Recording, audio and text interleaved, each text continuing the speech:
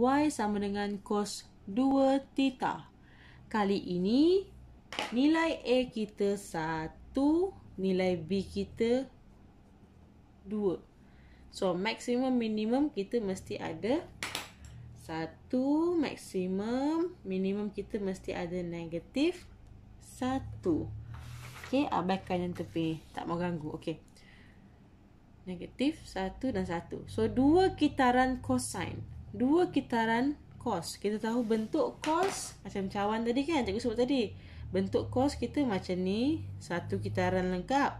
So kalau 2 sambung lagi, lebih kurang macam ni lah kita bentuk. Kita nak bentuk ni nanti, lukis ke atas. Okey. Sebelum tu kita lengkapkan paksi theta kita 360. Tengah-tengah kita kena 180, 90 dan 270. Okey, disebabkan kita ada 2 kitaran lengkap, kita akan ada 2 cosine. Kita detailkan lebih sikit.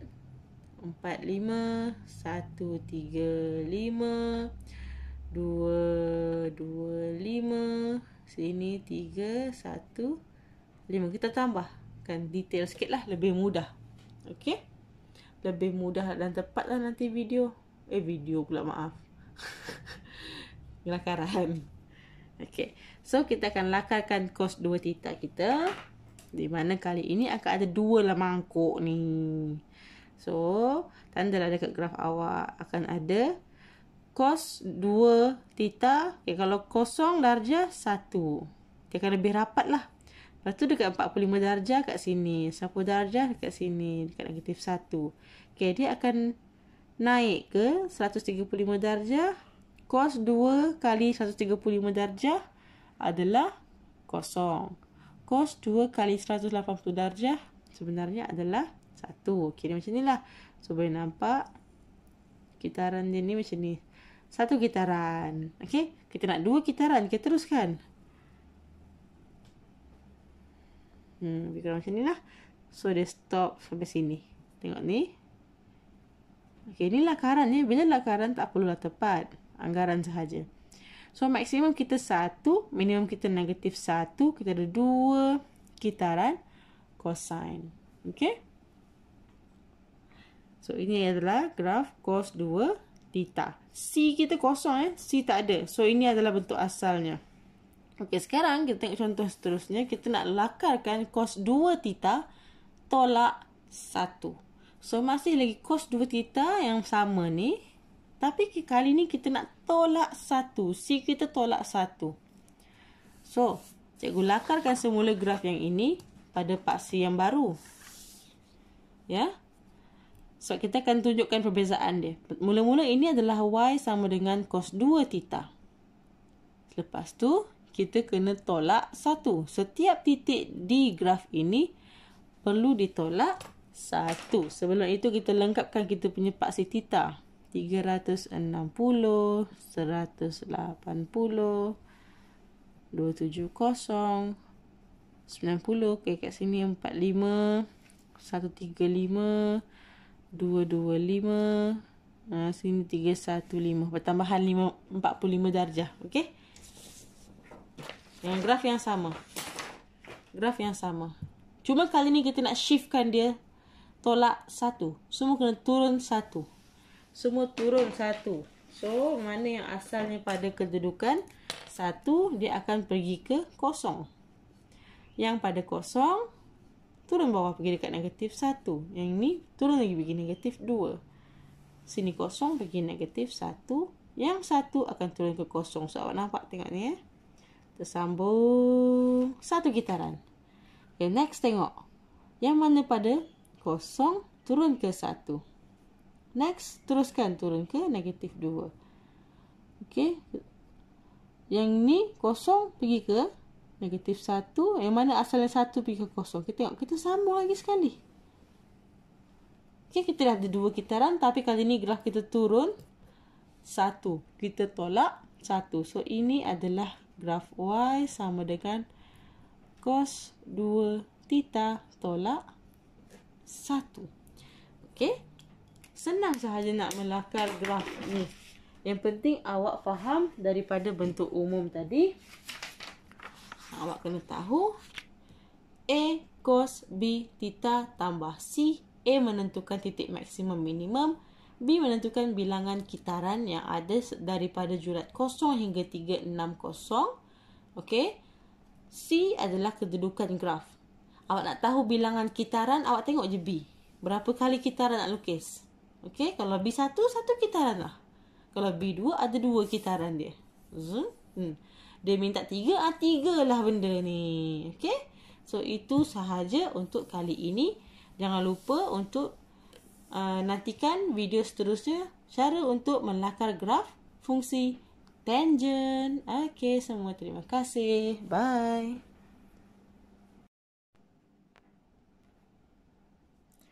Okay, Assalamualaikum dan salam sejahtera. Dalam video kali ini, cikgu akan tunjukkan kamu cara-cara melakar graf fungsi tangent bagi julat theta 0 darjah sehingga 360 darjah. Video yang lepas, cikgu dah tunjukkan cara melakar graf fungsi sinus dan kosinus, sin ataupun kos. Kali ini, tangent pula. Okey. Untuk makluman, masih lagi sama bentuk umumnya. A tangent B theta tambah C. A, B, C masih lagi sama. Okay. A merujuk kepada titik maksimum, titik minimum. B merujuk kepada bilangan kitaran dalam julat 0 hingga 360 darjah. Dan C menunjukkan dia punya kedudukan graf naik ataupun turun. Okay. So, mari kita cuba lakar graf yang pertama. Iaitu Y sama dengan tangent theta. Graf tangent ni special sikit. Dia ada bahagian yang tidak akan bersentuh dengan graf tangent. Iaitu pada nilai, kalau tangent theta 90 darjah dengan 270. Kalau kamu tekan kalkulator, okey, kalau kamu tekan kalkulator, contohnya, tengok ya, tangent 90. Awak akan dapat math error. Sebab dia tak akan sentuh paksi tu. Tangent 270 pun math error. Okey, ini adalah kedudukan di mana tidak akan ada bersentuhnya graf itu dengan pada point 90 darjah dan 270. So, kita buat dash line yang menunjukkan macam border lah, sempadan. Okey, yang dipanggil asymptote. Okey, asymptote. So, graf yang pertama Y sama dengan tangent theta. A kita 1. B pun 1. So, 1 kitaran lengkap. Amplitude ataupun titik maksimum 1, minimum negatif 1. Kita pun tandalah 1, negatif 1. Okay, apa maksud tidak bersentuhan? Okay, bentuk graf tangent yang default. Okay, yang default cikgu lukiskan. Tangent kita kena naik atas macam ni. Never touch. Tak akan sentuh pun. Sebelum dia. Okay, ni 1. And then bawah. Dekat negatif 1, kita start. Lengkuk sikit macam ni. Dekat 180, dekat 0 1800. Naik atas. Turning point lah kat situ. Okay, naik atas. Never touch. Okay, kita nak sampai 1. Kita nak sini negatif 1.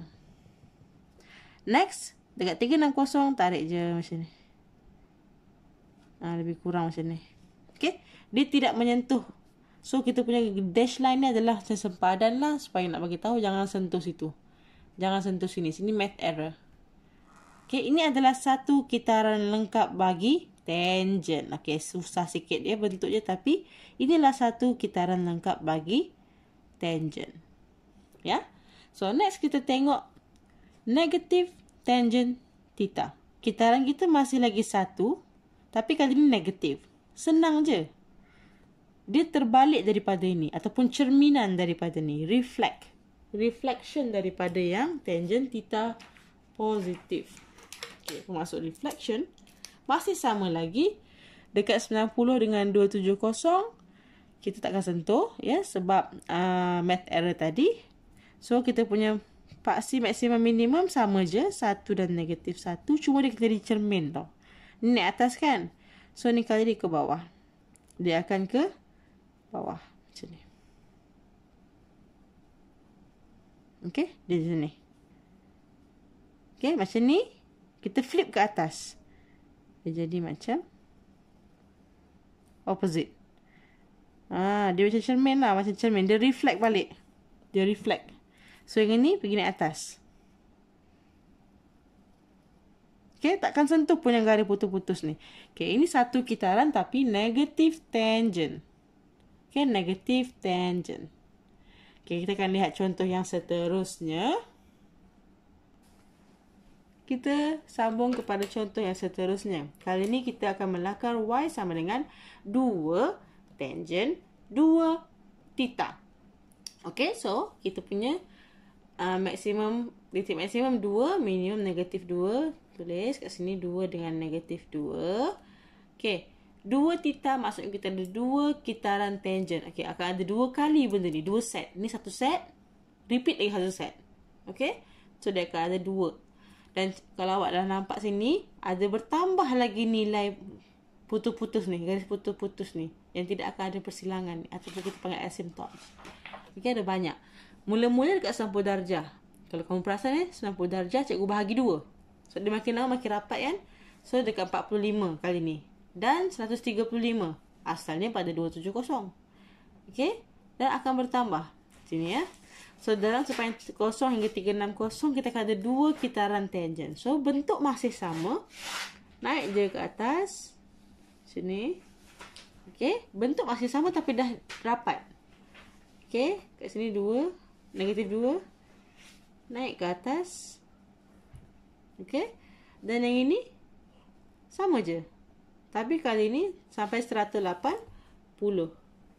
Okay.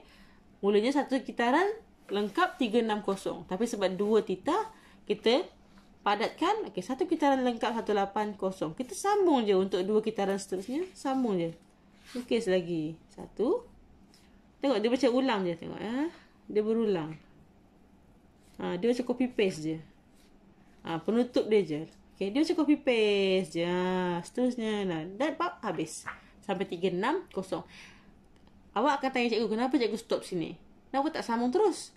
Sebabnya kita punya hasil pembelajaran adalah untuk melakar melakar fungsi tangent daripada 0 hingga 360 sahaja. Tak perlu lebih daripada 360. Okay, itu je julatnya. Okay. Kita lihat contoh yang terakhir, iaitu y sama dengan tangent theta tambah 1. Okey, tadi kita dah lukis tangent theta. Okey, putuskan ya. So, kali ini kita nak tambah 1. Graf tu semua naik atas 1. Semua naik atas 1. Okey. So, pada asalnya, dia dekat 0, dia akan naik 1. So, kita akan mula dekat sini. Kita ada 1. Dan sebab kita punya titik maksimum sini 1 kan, 1 so negatif 1.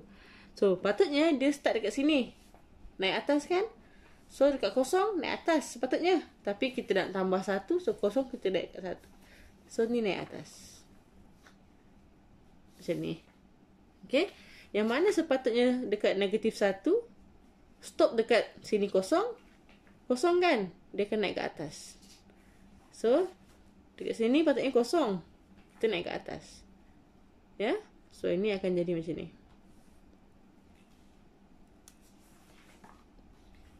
Okey, dia akan jadi macam ni. Yang patutnya dekat negatif 1 sebenarnya dah turun ke sini. Okey, ni cikgu lukis lebih je, sebenarnya sampai sini je lah. Lukis lebih pun tak apa. Okey. So ni akan naik ke atas.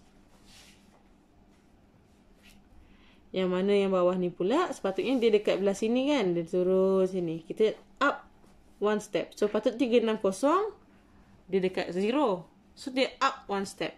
So naik atas. So sini. So sekarang ni kita punya graf semua dah naik tambah 1. Kalau awak lukis setakat sini pun sama. Dia masih lagi bentuk dia masih sama bentuk tangent. Tapi dia dah shift naik 1 level. Kalau tolak 1, awak turunkan 1. Okey, tak ada masalah ya. Dia turun naik sahaja. Okey. So, sampai sini sahaja. Cikgu tunjukkan pada kamu cara melakar graf fungsi tangent. Cikgu harap semua video cikgu bermanfaat. Okey, dan kamu semua dah mampu untuk melakar graf fungsi untuk sinus, kosinus dengan tangent. Ketiga-tiganya.